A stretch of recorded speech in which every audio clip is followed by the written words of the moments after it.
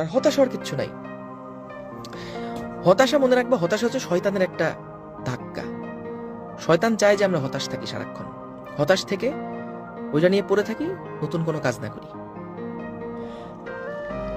তো যখনই মাথার মধ্যে আসবে যে ইস আগে কি করলাম, রিগ্রেট আসতেছে, হতাশা কাজ করতেছে, তখন আগের জিনিস থেকে লার্ন করার চেষ্টা করবে, শেখার চেষ্টা করবে যে না, আগে যে ভুলগুলা করছি এই ভুলগুলো আর করা যাবে না, সামনেরটাই ফোকাস করো, এই ভুলগুলো আর করবো না, এইটুকু চ্যালেঞ্জ নাও, এইটুকু টার্গেট নাও।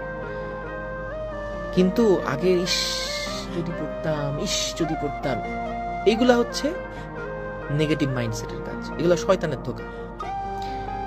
এই হতাশা যখনই আসবে তখন মনে করবা যে এই যে শয়তান জিতে যাচ্ছে।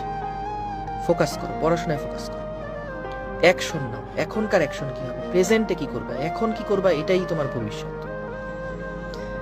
অতীতে কি করছো সেটা এখনকার ভবিষ্যৎ, আর এখন যেটা করতেছো এটা